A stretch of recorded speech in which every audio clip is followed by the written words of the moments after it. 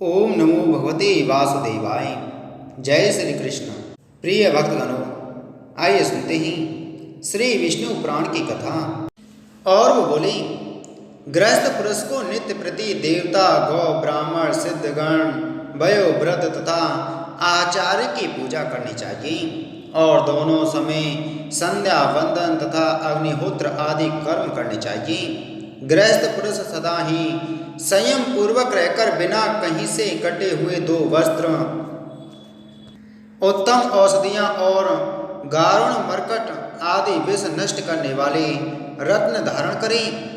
वह केशों को स्वच्छ और चिकना रखे तथा सर्वदा सुगंध युक्त सुंदर वेश और मनोहर श्वेत पुष्प धारण करें। किसी का थोड़ा सा भी धन हरण ना करें और थोड़ा सा भी अप्रिय भाषण ना करें। जो मिथ्या हो ऐसा प्रिय वचन कभी ना बोलें और न कभी दूसरों के दोषों को ही कहें। हे पुरुष श्रेष्ठ, दूसरों की स्त्री अथवा दूसरों के साथ बैर करने में कभी रुचि ना करें। निंदित सवारी में कभी ना चढ़ें और नदी तीर की छाया का कभी आश्रय ना लें। बुद्धिमान पुरुष लोक विदिष्ट, पतित उन्मत्त और जिसके बहुत से शत्रु हों ऐसे पर पीड़क पुरुषों के साथ तथा कुलटा के स्वामी, क्षुद्र, मिथ्यावादी, अति व्यवशील, निंदा परायण और दुष्ट पुरुषों के साथ कभी मित्रता न करें और न कभी मार्ग में अकेला चलें। हे नरेश्वर, जल प्रवाह के वेग में सामने पड़कर स्नान न करें, जलते हुए घर में प्रवेश न करें और वृक्ष की चोटी पर न चढ़ें। दांतों को परस्पर ना घिसें, नाक को ना कुरेदें तथा मुख को बंद किए हुए जमुहाई ना लें और ना बंद मुख से खांसे या श्वास छोड़ें। बुद्धिमान पुरुष जोर से ना हंसे और शब्द करते हुए अधो वायु ना छोड़े तथा नखों को ना चबावे, तिनका ना तोड़े और पृथ्वी पर भी ना लिखे। हे प्रभु, विचक्षण पुरुष मूछ दाढ़ी के बालों को न चबावे, 2 ढेलों को परस्पर न रगड़े और अपवित्र एवं निंदित नक्षत्रों को न देखें।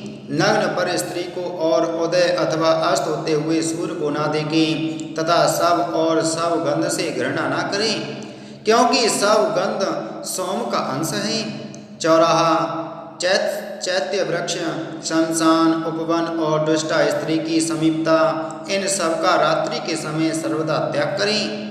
बुद्धिमान पुरुष अपने पूजनीय देवता, ब्राह्मण और तीजों में पदार्थों की छाया को कभी ना लांगे तथा शून्य वनखंडी और शून्य घर में कभी अकेला ना रहे। केश, अस्थि, कंठक, अपवित्र वस्तु, बलि, भस्म, तुष तथा स्नान के कारण भीगी हुई पृथ्वी का दूर ही से त्याग करें। प्राज्ञ पुरुष को चाहिए कि अनार्य व्यक्ति का संग ना करें, कुटिल पुरुष में आसक्त ना हो, सर्प के पास ना जाए और जग पड़ने पर अधिक देर तक लेटा ना रहे। हे नरेश्वर, बुद्धिमान पुरुष जागने, सोने, स्नान करने, बैठने, शय्या सेवन करने और व्यायाम करने में अधिक समय ना लगावे। हे राजेंद्र, प्राज्ञ पुरुष दांत और सींग वाले पशुओं को, ओस को तथा सामने की वायु और धूप का सर्वदा परित्याग करें। नग्न होकर स्नान, शयन और आचमन न करें तथा केश खोलकर आचमन और देव पूजन न करें। होम तथा देवार्चन आदि क्रियाओं में, आचमन में, पुण्यहा वाचन में और जप में एक वस्त्र धारण करके प्रवृत्त न हो। संयमशील व्यक्तियों के साथ कभी न रहे। सदाचारी पुरुषों का तो आधे क्षण का संग भी अति प्रशंसनीय होता है। बुद्धिमान पुरुष उत्तम अथवा अधम व्यक्तियों से विरोध ना करें। हे राजन, विवाह और विवाद सदा समान व्यक्तियों से ही होना चाहिए। प्राज्ञ पुरुष कलह ना बढ़ावे तथा व्यर्थ बैर का भी त्याग करें। थोड़ी सी हानि सह लें, किंतु बैर से कुछ लाभ होता हो तो उसे भी छोड़ दें। स्नान करने के अनंतर स्नान से भीगी हुई धोती अथवा हाथों से शरीर को ना पोंछें तथा खड़े खड़े केशों को न झाड़ें और आचमन भी ना करें। पैर के ऊपर पैर न रखें, गुरुजनों के सामने पैर ना फैलावें और धृष्टता पूर्वक उनके सामने कभी उच्चासन पर ना बैठें। देवालय, चौराहा, मांगलिक द्रव्य और पूज्य व्यक्ति, इन सबको बाईं ओर रखकर न निकले तथा इनके विपरीत वस्तुओं को दाईं ओर रखकर न जाए। चंद्रमा, सूर्य, अग्नि, जल, वायु और पूज्य व्यक्तियों के सम्मुख पंडित पुरुष मल मूत्र त्याग न करे और न थूके ही। खड़े खड़े अथवा मार्ग में मूत्र त्याग न करे तथा सोए समा थूक, विष्टा, मूत्र और रक्त को कभी न लांगे। भोजन, देव पूजा, मांगलिक कार्य और जप होम आदि के समय तथा महापुरुषों के सामने थूकना और छींकना उचित नहीं है। बुद्धिमान पुरुष स्त्रियों का अपमान न करें, उनका विश्वास भी न करें तथा उनसे ईर्ष्या और उनका तिरस्कार भी न करें। सदाचार परायण प्राज्ञ पुरुष मांगलिक द्रव्य, पुष्प, रत्न, घृत और पूज्य व्यक्तियों का अभिवादन किए बिना कभी अपने घर से ना निकले। चौराहों को नमस्कार करें, यथा समय अग्निहोत्र करे, दीन दुखियों का उद्धार करे और बहुश्रुत साधु पुरुषों का सत्संग करें। जो पुरुष देवता और ऋषियों की पूजा करता है, पितृगण को पिंडोदक देता है और अतिथि का सत्कार करता है, वह पुण्य लोकों को जाता है। जो व्यक्ति जितेंद्रिय होकर समयानुसार हित मित और प्रिय भाषण करता है, हे राजन, वह आनंद के हेतुभूत अक्षय लोकों को प्राप्त होता है। बुद्धिमान, लज्जावान, क्षमाशील, आस्तिक और विनयी पुरुष विद्वान और कुलीन पुरुषों के योग्य उत्तम लोकों में जाता है। अकाल मेघ गर्जन के समय, पर्व दिनों पर, अशौच काल में तथा चंद्र और सूर्य ग्रहण के समय बुद्धिमान पुरुष अध्ययन न करें। जो व्यक्ति क्रोधित को शांत करता है, सबका बंधु है, मत्सर्य शून्य है, वह वीत को सांत्वना देने वाला है और साधु स्वभाव है, उसके लिए स्वर्ग तो बहुत थोड़ा फल है। जिसे शरीर रक्षा की इच्छा हो, वह पुरुष वर्षा और धूप में छाता लेकर निकले, रात्रि के समय और वन में दंड लेकर जाए तथा जहाँ कहीं जाना हो सर्वदा जूते पहनकर जाए। बुद्धिमान पुरुष को ऊपर की ओर, इधर उधर अथवा दूर के पदार्थों को देखते हुए नहीं चलना चाहिए। केवल युग मात्र 4 हाथ पृथ्वी को देखता हुआ चले। जो जितेंद्रिय दोष के समस्त हेतुओं को त्याग देता है, उसके धर्म, अर्थ और काम की थोड़ी सी भी हानि नहीं होती। जो विद्या, विनय संपन्न, सदाचारी, प्राज्ञ पुरुष पापी के प्रति पाप में व्यवहार नहीं करता, कुटिल पुरुषों से प्रिय भाषण करता है तथा जिसका अंतःकरण मैत्री से द्रवीभूत रहता है, मुक्ति उसकी मुट्ठी में रहती है। जो वीत राग महापुरुष कभी काम, क्रोध और लोभ आदि के वशभूत नहीं होते तथा सर्वदा सदाचार में स्थित रहते हैं, उनके प्रभाव से ही पृथ्वी टिकी हुई है। अतः प्राज्ञ पुरुष को वही सत्य कहना चाहिए जो दूसरों की प्रसन्नता का कारण हो। यदि किसी सत्य वाक्य के कहने से दूसरों को दुख होता जाने हो तो मौन रहे। यदि प्रिय वाक्यों को भी अहितकर समझे तो उसे ना कहें। उस अवस्था में तो हितकर वाक्य ही कहना अच्छा है, भले ही वह अत्यंत अप्रिय क्यों ना हो।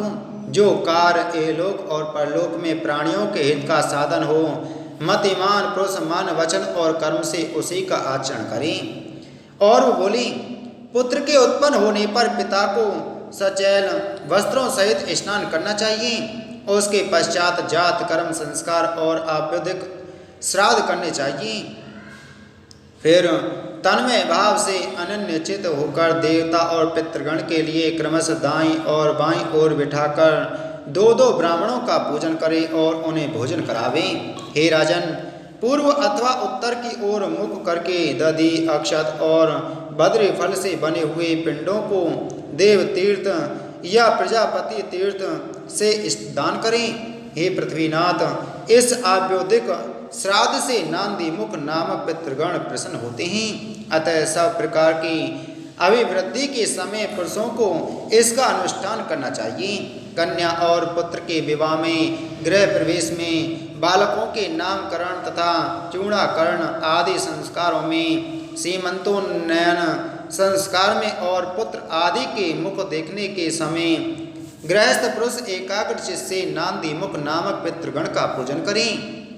हे पृथ्वीपाल, आभ्योदिक श्राद्ध में पितृ पूजा का यह सनातन क्रम तुमको सुनाया। अब प्रेत क्रिया की विधि सुनो। बंधु बांधवों को चाहिए कि भली प्रकार स्नान कराने के अनंतर पुष्प मालाओं से विभूषित शव का गांव के बाहर दाह करें और फिर जलाशय में वस्त्र सहित स्नान कर दक्षिण मुख होकर यत्र तत्र स्थिताएत दमुकाय आदि वाक्य का उच्चारण करते हुए जलांजलि दें। तदंतर गोधूली के समय तारा मंडल के दिखने लगने पर ग्राम में प्रवेश करे और कट कर्म अशौच कृत संपन्न करके पृथ्वी पर तृण आदि की शैया पर शयन करें। हे पृथ्वीपते, मृत पुरुष के लिए नित्य प्रति पृथ्वी पर पिंडदान करना चाहिए और हे पुरुष श्रेष्ठ, केवल दिन के समय मांसहीन भात खाना चाहिए। अशौच काल में यदि ब्राह्मणों की इच्छा हो तो उन्हें भोजन कराना चाहिए, क्योंकि उस समय ब्राह्मण और बंधु वर्ग के भोजन करने से मृत जीव की तृप्ति होती है।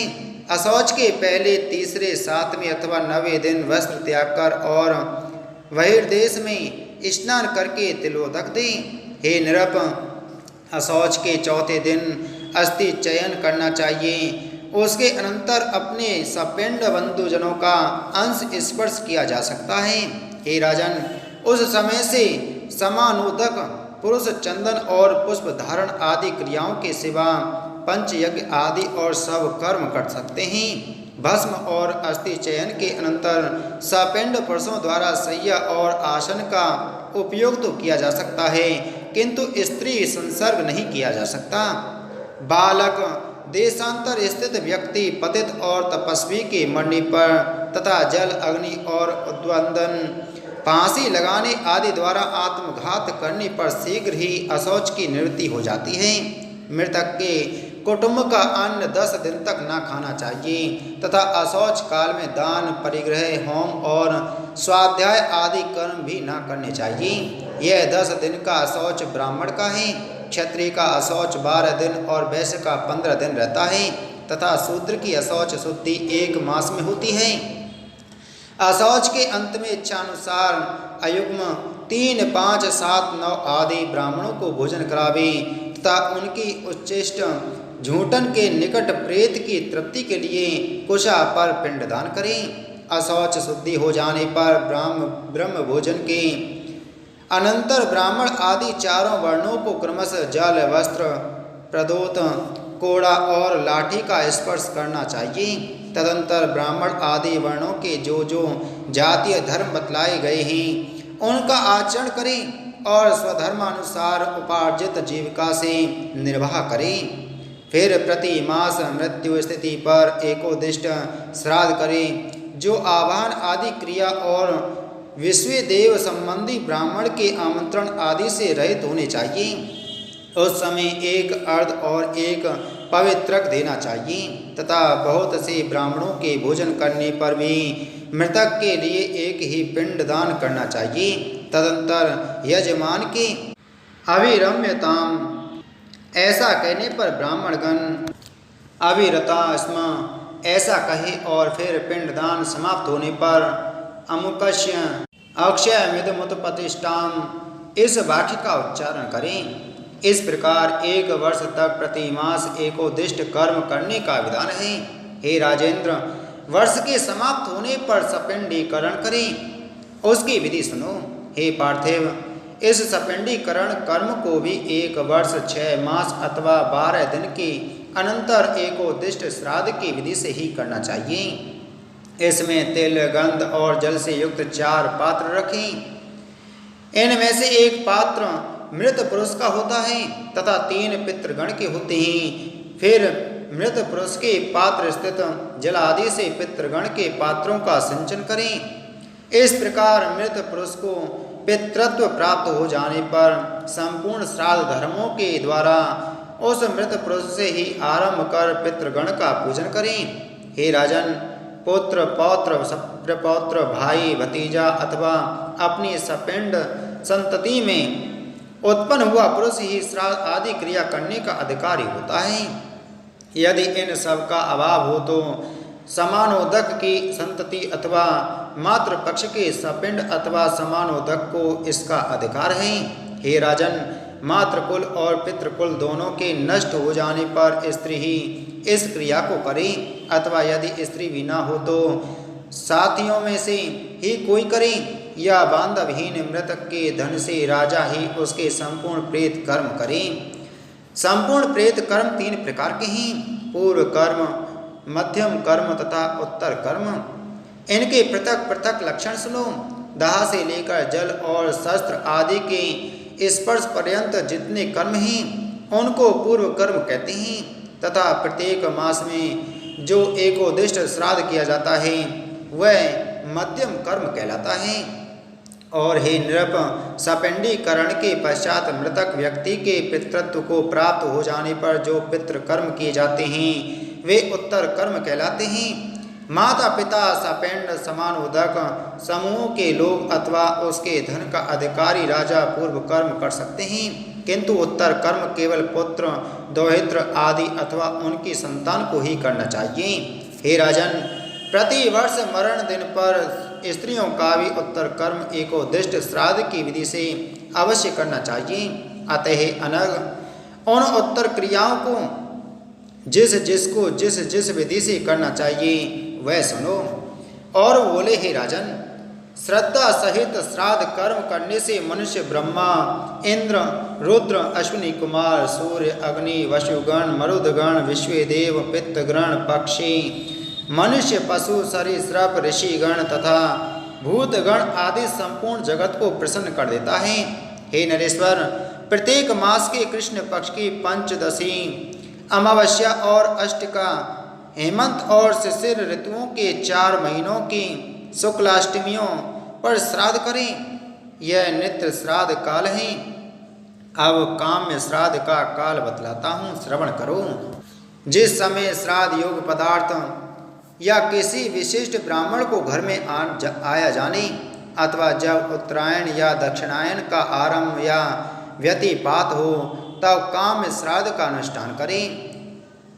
विषु वंश संक्रांति पर, सूर्य और चंद्र ग्रहण पर, सूर्य के प्रत्येक राशि में प्रवेश करते समय, नक्षत्र अथवा ग्रह की पीड़ा होने पर, दुस्वप्न देखने पर और घर में नवीन अन्न आने पर भी काम्य श्राद्ध करें।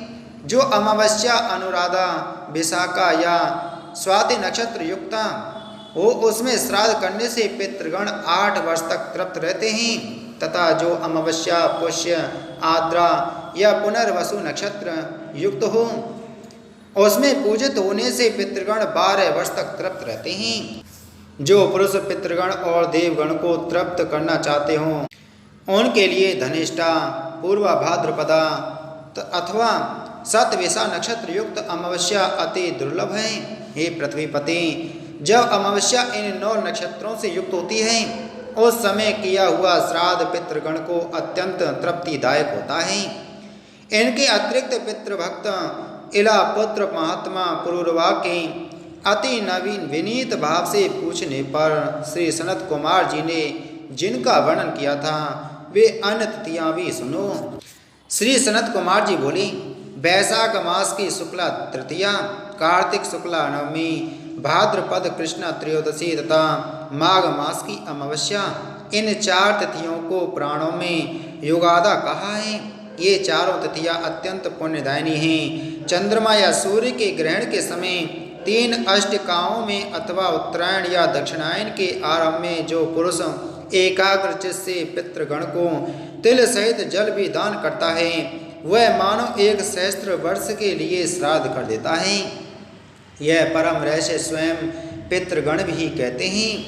यदि कदाचित माघ की अमावस्या का सतविषा नक्षत्र से योग हो जाए तो पितृगण की तृप्ति के लिए यह परम उत्कृष्ट काल होता है। हे राजन, अल्प पुण्यवान पुरुषों को ऐसा समय नहीं मिलता, और यदि उस समय माघ की अमावस्या में धनिष्ठा नक्षत्र का योग हो तब तो अपने ही कुल में उत्पन्न हुए पुरुष द्वारा दिए हुए अन्नोदक से पितृगण की 10 सहस्त्र वर्ष तक तृप्ति रहती है, तथा यदि उसके साथ पूर्वा भाद्रपद नक्षत्र का योग हो और उस समय पितृगण के लिए श्राद्ध किया जाए तो उन्हें परम तृप्ति प्राप्त होती है और वे 1 सहस्त्र युग तक शयन करते रहते हैं। गंगा, शतद्रु, यमुना, विपाशा, सरस्वती और नैमिषारण्य स्थित गोमती में स्नान करके पितृगण का आदर पूर्वक अर्चन करने से मनुष्य समस्त पापों को नष्ट कर देता है। पितृगण सर्वदा यह गान करते हैं कि वर्षा काल भाद्रपद शुक्ला त्रयोदशी के माघा नक्षत्र में तृप्त होकर फिर माघ की अमावस्या को अपने पुत्र पौत्र आदि द्वारा दी गई पुण्य तीर्थों की जलांजलि से हम कब तृप्ति लाभ करेंगे। विशुद्ध चित्त, धन, शुद्ध धन, प्रशस्त काल, उपयुक्त विधि, योग्य पात्र और परम भक्ति, ये सब मनुष्य को इच्छित फल देते हैं। हे पार्थिव, अब तुम पितृगण के गाए हुए कुछ श्लोकों का श्रवण करो। उन्हें सुनकर तुम्हें आदर पूर्वक वैसा ही आचरण करना चाहिए।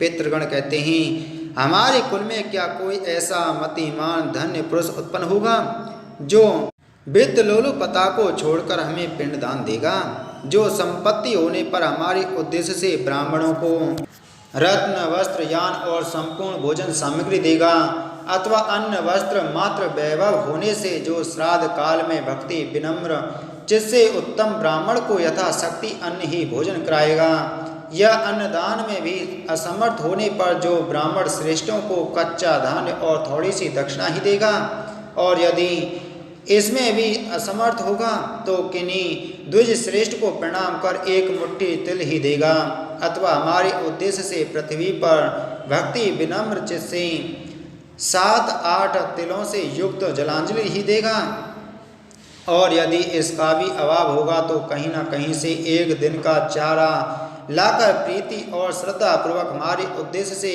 गौओं को खिलाएगा, तथा इन सभी वस्तुओं का अभाव होने पर जो वन में जाकर अपने कक्ष मूल बगल को दिखाता हुआ सूर्य आदि दिक्पालों से उच्च स्वर से यह कहेगा, मेरे पास श्राद्ध कर्म के योग्य न वित्त है, न धन है और न कोई अन्य सामग्री है, अतः मैं अपने पितृगण को नमस्कार करता हूँ, वे मेरी भक्ति से ही तृप्ति लाभ करें। मैंने अपनी दोनों भुजाएं आकाश में उठा रखी हैं और बोले, हे राजन, धन के होने अथवा न होने पर पितृगण ने जिस प्रकार बतलाया है वैसा ही जो पुरुष आचरण करता है वह उस आचार से विधि पूर्वक श्राद्ध ही कर देता है।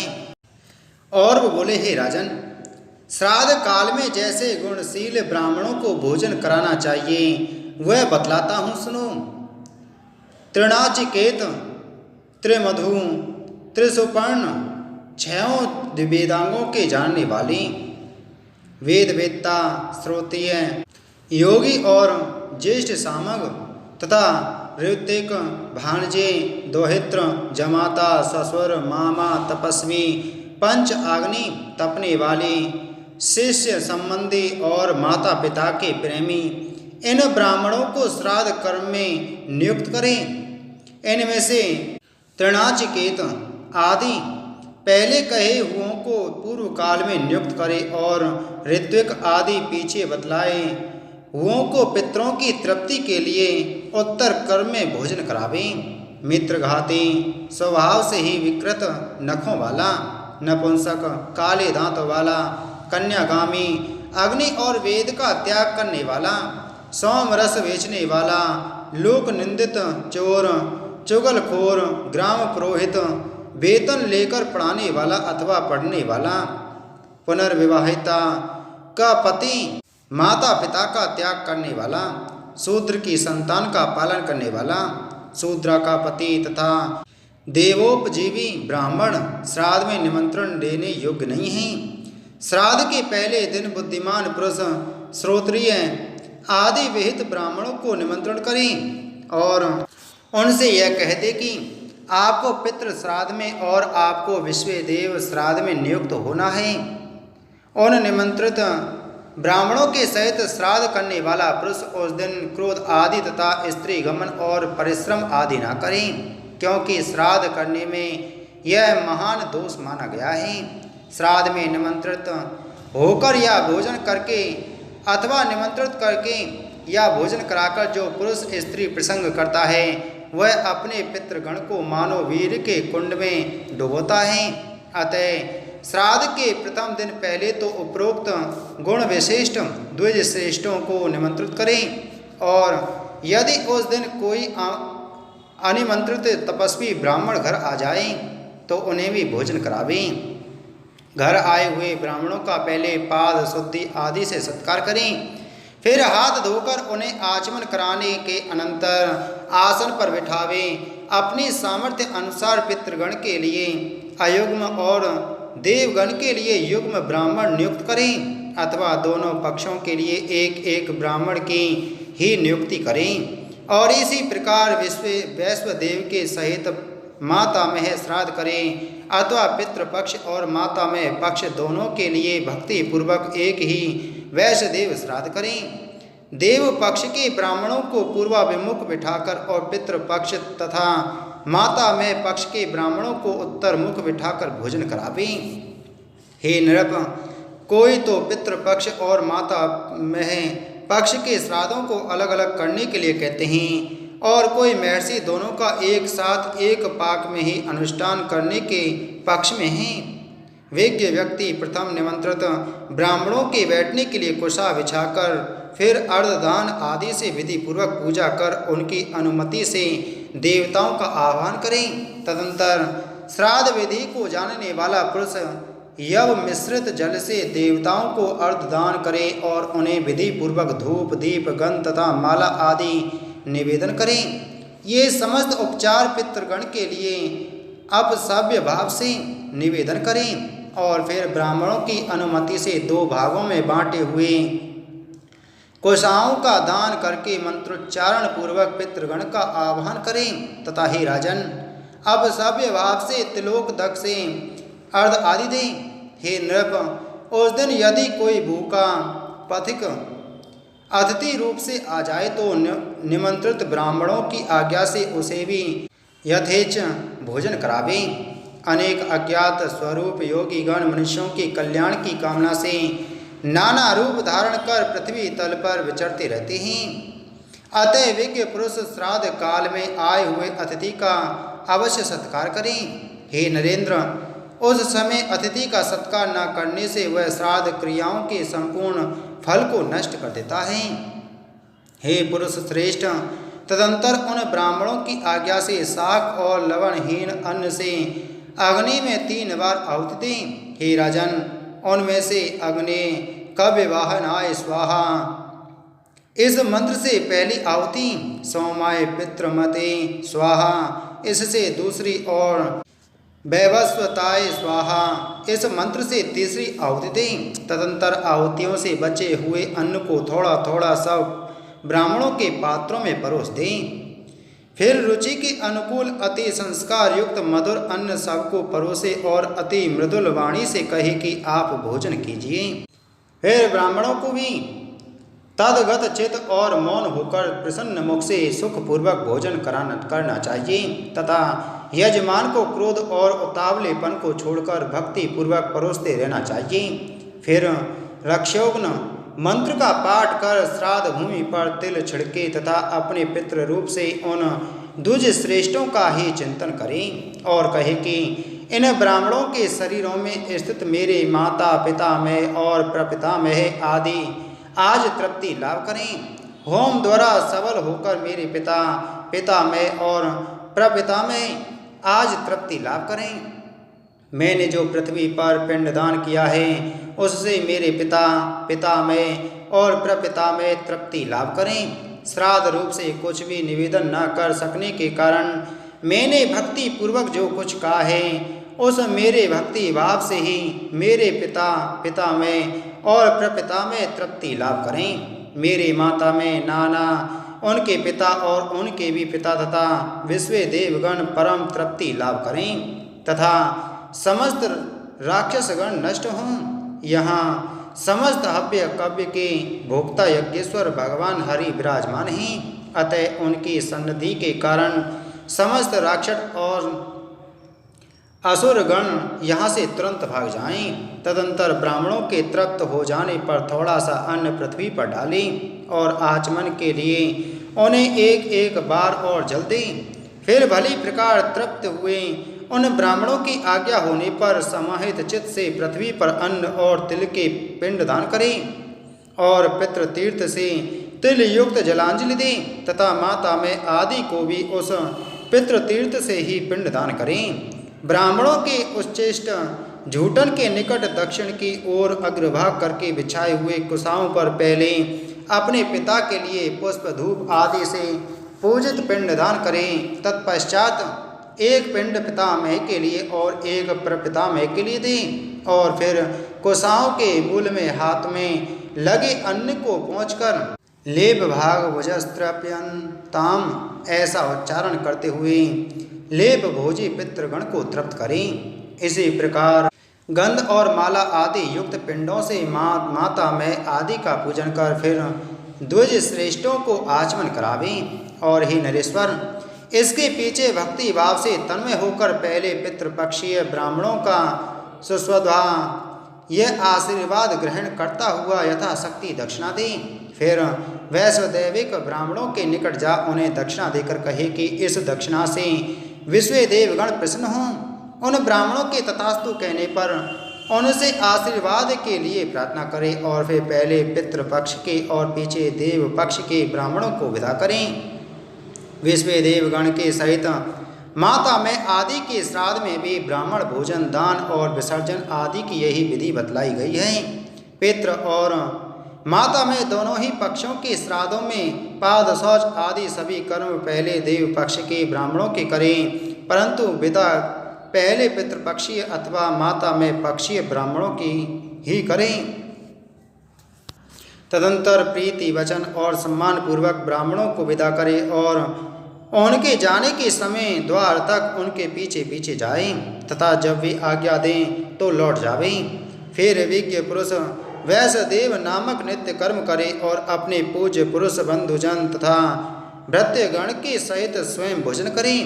बुद्धिमान पुरुष इस प्रकार पैतृ और माता में श्राद्ध का अनुष्ठान करें। श्राद्ध से तृप्त होकर पितृगण समस्त कामनाओं को पूर्ण कर देते हैं। दौहित्र, लड़की का लड़का, कुतप, दिन का 8वां मुहूर्त और तिल, ये 3 तथा चांदी का दान और उसकी बातचीत करना, ये सब श्राद्ध काल में पवित्र माने गए हैं। हे राजेंद्र, श्राद्धकर्ता के लिए क्रोध, मार्ग गमन और उतावलापन, ये 3 बातें वर्जित हैं तथा श्राद्ध में भोजन करने वालों को भी इन तीनों का करना उचित नहीं है।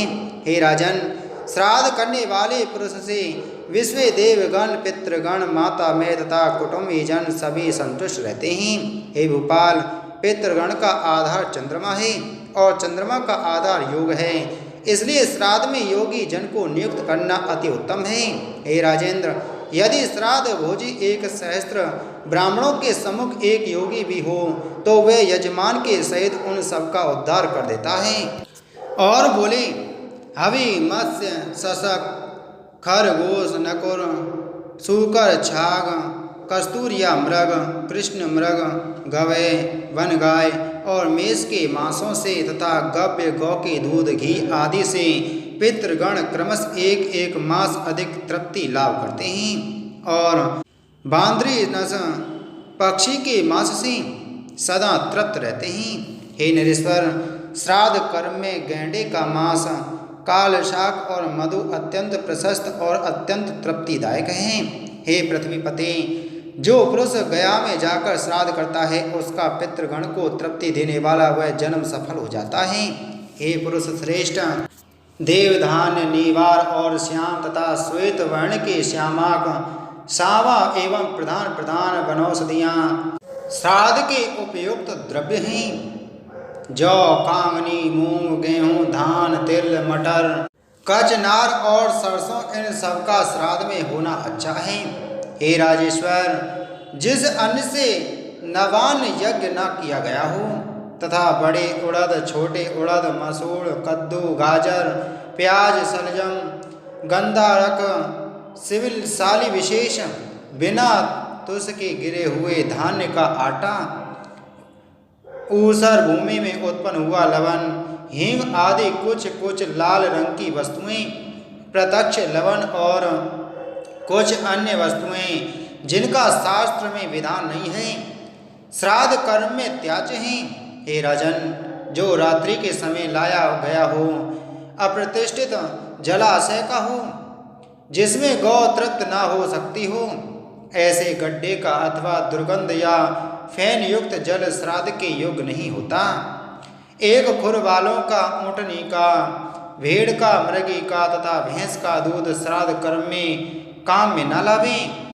हे पुरुष सर्व, नपुंसक, अपवित्र, सत्पुरुषों द्वारा बहिष्कृत, चांडाल, पापी, पाषंडी, रोगी, कुक्कुट, स्वान, नग्न, वैदिक कर्म को त्याग देने वाला पुरुष, वानर, ग्राम्य शूकर, रजस्वला स्त्री, जन्म अथवा मरण के अशौच से युक्त व्यक्ति और शव ले जाने वाले पुरुष, इनमें से किसी की भी दृष्टि पड़ जाने से देवगण अथवा पितृगण कोई भी श्राद्ध में अपना भाग नहीं लेते।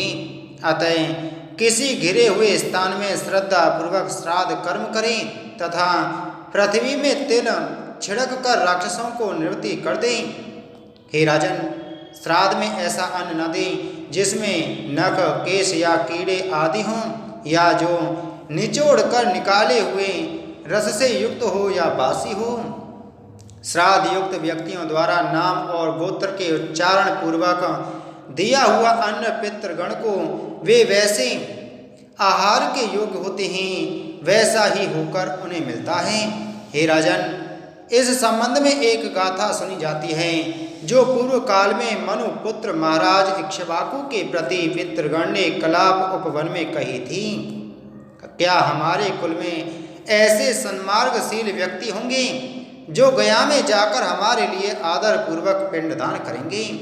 क्या हमारे कुल में कोई ऐसा पुरुष होगा जो वर्षा काल की मगा नक्षत्र युक्त त्रयोदशी को हमारे उद्देश्य से मधु और घृत युक्त पायस खीर का दान करेगा, अथवा गौरी कन्या से विवाह करेगा, नीला वृषभ छोड़ेगा, या दक्षिणा सहित विधि पूर्वक अश्वमेध यज्ञ करेगा?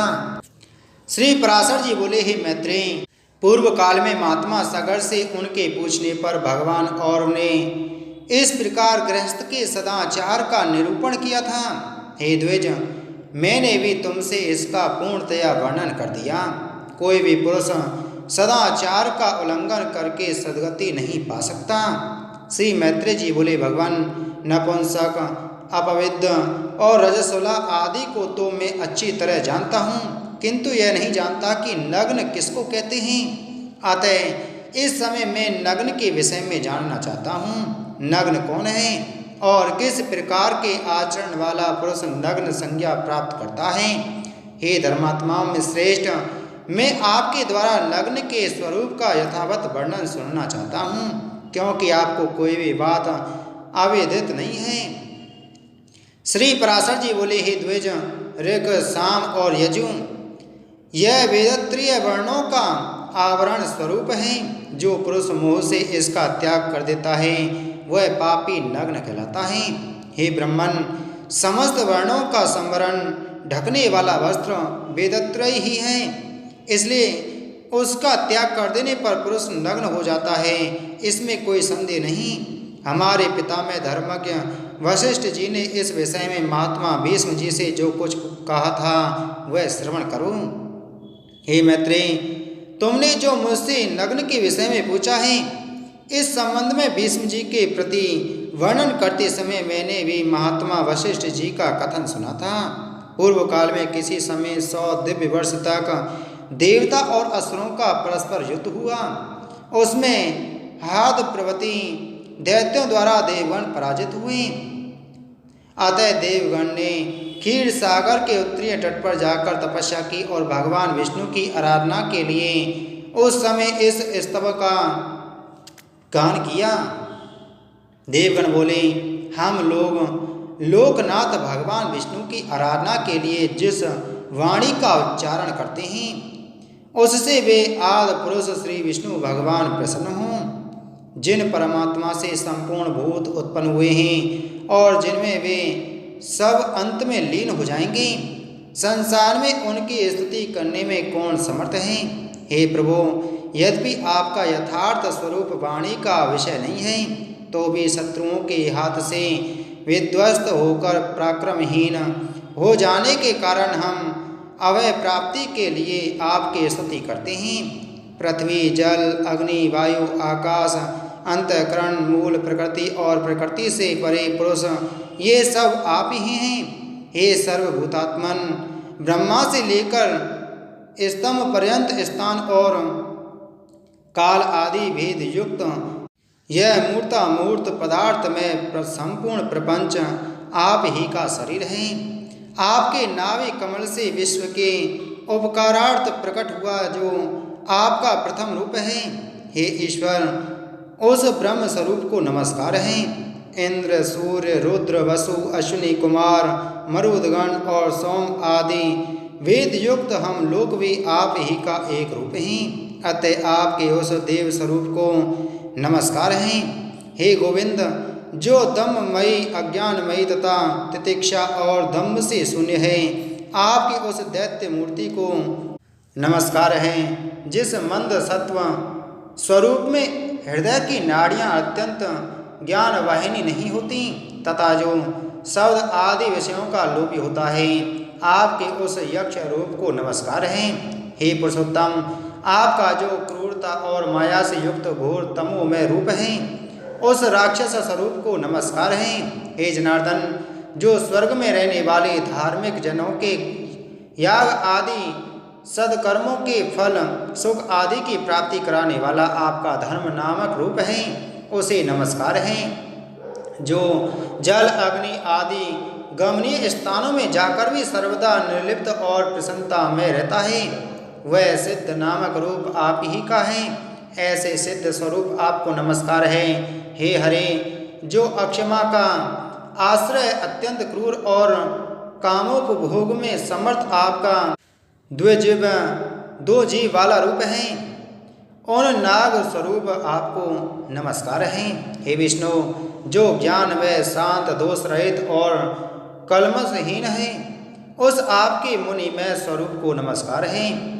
जो कल्पांत में अनिवार्य रूप से समस्त भूतों का भक्षण कर जाता है, हे पुंडरीकाक्ष, आपके उस काल स्वरूप को नमस्कार है। जो प्रलय काल में देवता आदि समस्त प्राणियों को सामान्य भाव से भक्षण करके नृत्य करता है, आपके उस रुद्र स्वरूप को नमस्कार है। रजोगुण की प्रवृत्ति के कारण जो कर्मों का कारण रूप है, हे जनार्दन, आपके उस मनुष्यात्मक स्वरूप को नमस्कार है। हे सर्वात्मन, जो 28 वध युक्त तमोमय और उन्मार्गगामी है, आपके उस पशु रूप को नमस्कार है। जो जगत की स्थिति का साधन और यज्ञ का अंगभूत है तथा वृक्ष, लता, गुल्म, विरुद, तृण और गिरि इन 6 वेदों से युक्त हैं, उन मुख्य उद्भिद रूप आपको नमस्कार है। तिर्यक, मनुष्य तथा देवता आदि प्राणी, आकाश आदि पंचभूत और शब्द आदि उनके गुण, ये सब के आदिभूत आप ही के रूप हैं। अतः आप सर्वात्मा को नमस्कार है। हे परमात्मन, प्रधान और महतत्व आदि रूप इस संपूर्ण जगत से जो परे हैं, सबका आदि कारण है तथा जिसके समान कोई अन्य रूप नहीं है, आपके उस प्रकृति आदि कारणों के भी कारण रूप को नमस्कार है। हे भगवान, जो शुक्ल आदि रूप से दीर्घता आदि परिमाण से तथा घनता आदि गुणों से रहित है, इस प्रकार जो समस्त विशेषणों का अविषय है तथा परामर्शियों का दर्शनीय एवं शुद्ध अति शुद्ध है, आपके उस स्वरूप को हम नमस्कार करते हैं। जो हमारे शरीरों में, अन्य प्राणियों के शरीरों में तथा समस्त वस्तुओं में वर्तमान है, अजन्मा और अविनाशी है तथा जिससे अतिरिक्त और कोई भी नहीं है, उस ब्रह्म स्वरूप को हम नमस्कार करते हैं। परम पद ब्रह्म ही जिनका आत्मा है, ऐसे जिस सनातन और अजन्मा भगवान का यह सकल प्रपंच रूप है, उस सबके बीजभूत अविनाशी और निर्मल प्रभु वासुदेव को हम नमस्कार करते हैं। श्री पराशर जी बोले, ही मैत्री, स्तोत्र के समाप्त हो जाने पर देवताओं ने परमात्मा श्री हरि को हाथ में शंख, चक्र और गदा लिए तथा गरुड़ पर आरोहण हुए अपने सन्मुख विराजमान देखा। उन्हें देखकर समस्त देवताओं ने प्रणाम करने के अनंतर उनसे कहा, हे नाथ, प्रसन्न होइए और हम शरणागतों की दैत्यों से रक्षा कीजिए। हे परमेश्वर, हार्द प्रवृत्ति दैत्यगण ने ब्रह्मा जी की आज्ञा का भी उल्लंघन कर हमारे और त्रिलोकी के यज्ञ भागों का अपहरण कर लिया है। यद्यपि हम और वे सर्वभूत आप ही के अंशज हैं, तथापि अविद्यावश हम जगत को परस्पर भिन्न भिन्न देखते हैं। हमारे शत्रुगण अपने वर्ण धर्म का पालन करने वाले, वेद मार्ग अवलंबी और तपोनिष्ठ हैं, अतः वे हमसे नहीं मारे जा सकते। अतः हे सर्वात्मन, जिससे हम उन असुरों का वध करने में समर्थ हों, ऐसा कोई उपाय आप हमें बतलाइए।